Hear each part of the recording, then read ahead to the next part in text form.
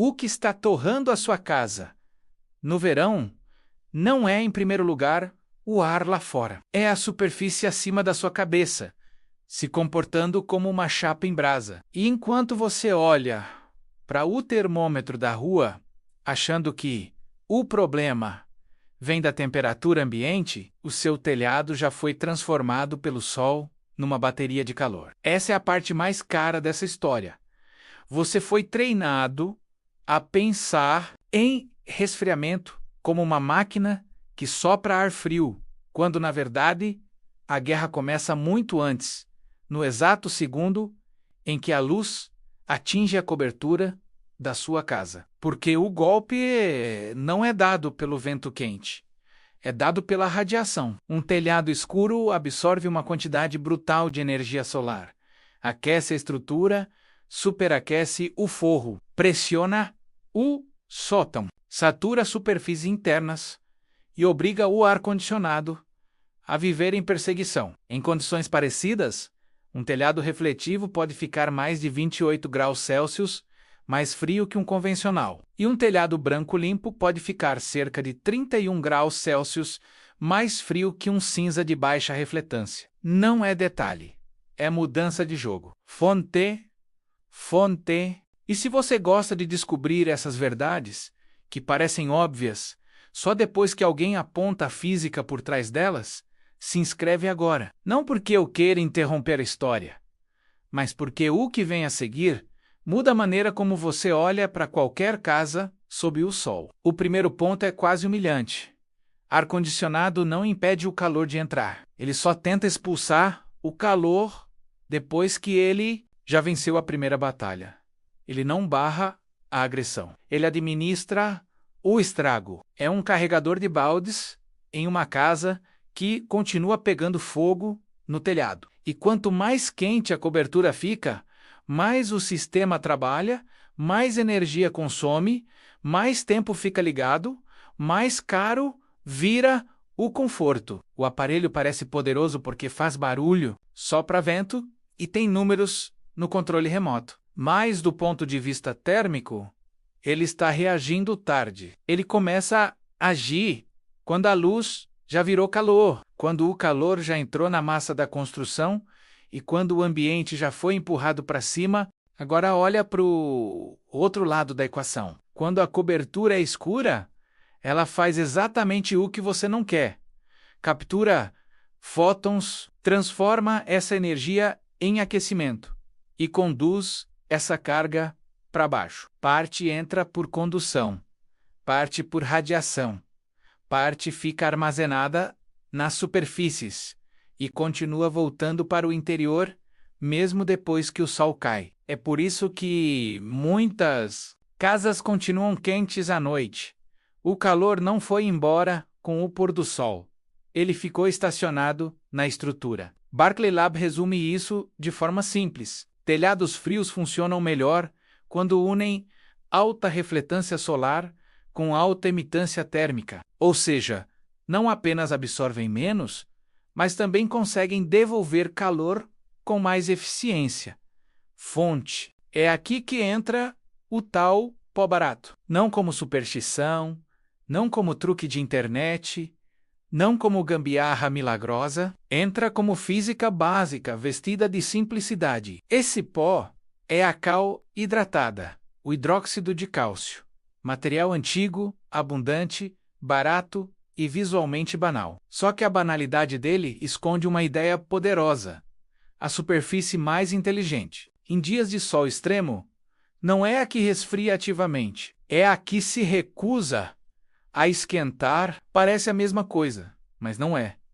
Uma máquina gasta energia para retirar calor já instalado. Uma superfície superrefletiva age antes da dor. Ela corta a origem. E aqui está o detalhe que muda tudo. Muita gente acha que branco é branco e acabou. Não acabou. O último trecho de refletância vale ouro. O Departamento de Energia dos Estados Unidos da América informa que coberturas brancas normalmente refletem algo entre 60% e 90% da luz solar. Já o famoso revestimento ultrabranco, estudado em Purdue, chegou a 98,1% de refletância solar. Essa diferença parece pequena no papel, mas em uma área grande. Sob sol forte, ela representa menos energia convertida em calor, o dia inteiro, por horas, sem pausa, sem conta de luz, sem compressor, sem motor. Fonte, e ainda falta a parte mais fascinante. Não basta rejeitar a luz. Uma superfície eficiente também consegue liberar calor na forma certa. O time de Purdue mostrou que o revestimento deles, além de refletir 98,1% da luz solar, também emitia calor infravermelho, com tanta eficiência que a superfície podia operar abaixo da temperatura do ar ambiente, inclusive sob sol forte ao meio-dia. Em testes de campo, o material apresentou resfriamento médio de 117 watts por metro quadrado e, numa área de cerca de 1.000 pés quadrados, a estimativa foi de até 10 kW de potência de resfriamento, menos mais do que muitos sistemas centrais residenciais. Isso não significa que um saco de pó substitui magicamente qualquer ar-condicionado. Significa algo mais interessante. A natureza da vantagem muda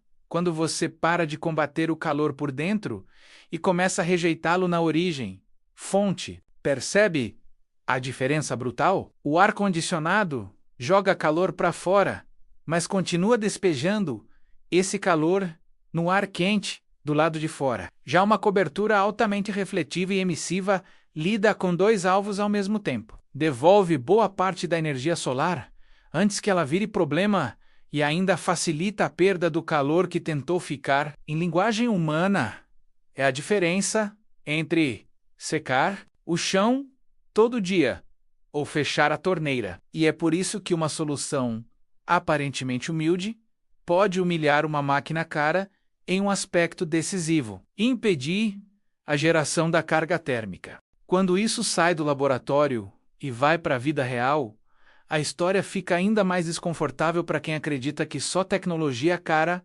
resolve calor. Um caso documentado no Texas, reunido pelo site Build Solar, registrou um sótão que antes chegava a cerca de 150 graus Fahrenheit 5. Depois do revestimento claro, à base de cal hidratada, passou a operar próximo da temperatura ambiente em torno de 90 graus Fahrenheit no verão. As telhas escuras não tratadas podiam atingir 170 graus Fahrenheit. Após o revestimento, a superfície ficou apenas alguns graus acima do ar externo. O autor relata a economia média de cerca de 10 kWh por dia no verão e redução estimada de 40% no tempo de funcionamento do ar-condicionado. Fonte. Agora vem a revelação que ninguém gosta de ouvir porque ela destrói uma fantasia confortável.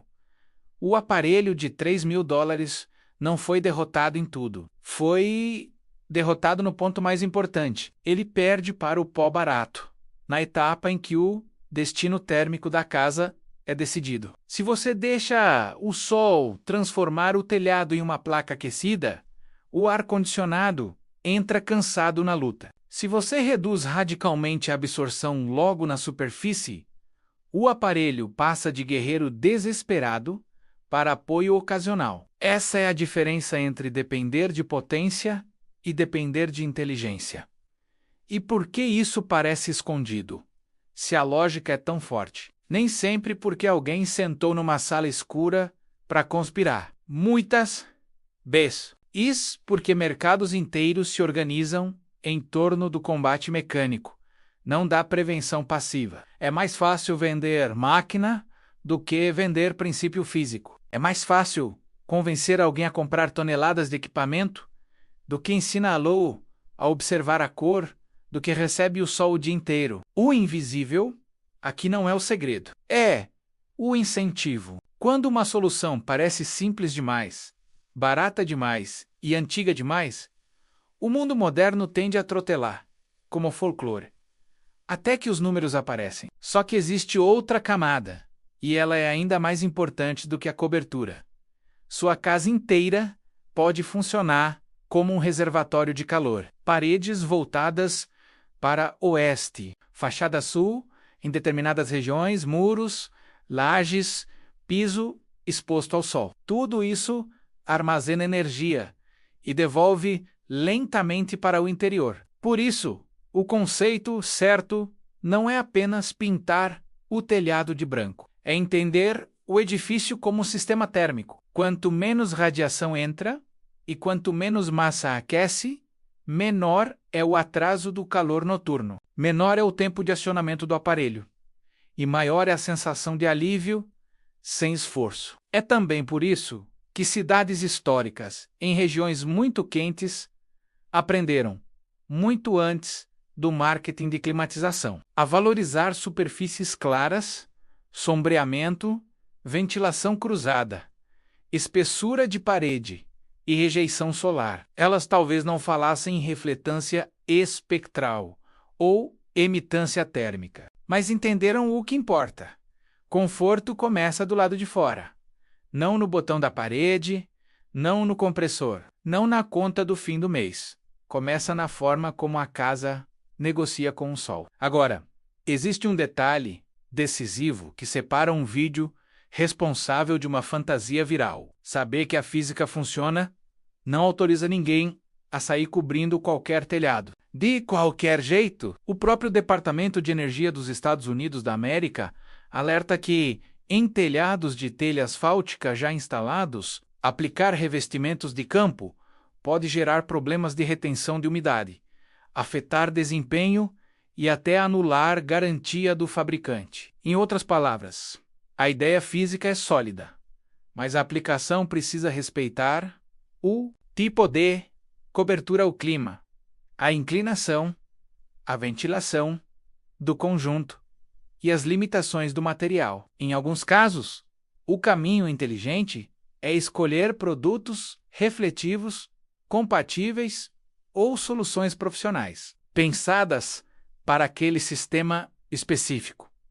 Fonte, e isso na verdade torna a descoberta ainda mais séria, não menos, porque agora saímos do terreno da promessa mágica e entramos no terreno da engenharia real. Não se trata de dizer que um pó sempre substitui um sistema de climatização. Trata-se de mostrar que o calor pode ser barrado antes de se tornar um inimigo interno e que qualquer estratégia de conforto que ignore isso está financeiramente e termicamente incompleta. O futuro do resfriamento não pertence só a máquinas mais fortes. Pertence a superfícies mais inteligentes. Pensa no absurdo da situação atual. Todo ver ou milhões de pessoas gastam energia para remover de dentro de casa um calor que poderia ter sido rejeitado horas antes. No instante em que tocou o telhado, elas pagam para consertar, sem perceber que parte do problema podia ter sido evitada. E quando a rede falha, quando o preço da energia sobe, quando uma onda de calor aperta de verdade, essa dependência mostra sua fraqueza. A casa que reduz ganho térmico na origem não é só mais econômica, é mais resiliente. Ela sofre menos antes mesmo de qualquer equipamento ser ligado. Então aqui está a frase que resume tudo. E vale mais do que qualquer slogan de propaganda. O segredo não é esfriar melhor, é aquecer menos. Esse pó barato parece humilhar um ar-condicionado caro, porque ele ataca a etapa que a máquina não controla, a criação da carga térmica. O aparelho corre atrás do estrago. A superfície refletiva tenta impedir o estrago de nascer, e na física do verão, quem impede costuma vencer quem apenas reage. No fim, o choque não está no preço do saco de cal, está no espelho que isso coloca diante da nossa lógica de consumo. Talvez o conforto que você imaginava comprar em metal, gás, serpentina e motor também dependa de algo muito mais silencioso: cor, radiação, emissão, massa térmica, geometria, superfície. O verdadeiro luxo não é um aparelho mais barulhento. É uma casa que não vira forno toda vez que o céu abre. E quando você entende isso, o título deixa de soar como exagero e passa a soar como diagnóstico. O pó de $7 não supera um ar-condicionado em espetáculo, em marca ou em aparência. Ele supera naquilo que decide a guerra: impedir que o sol transforme o teto da sua casa numa fonte contínua de castigo. O resto é consequência. O resto é conta. O resto é ruído. A física, como sempre, continua sendo a parte mais honesta da história.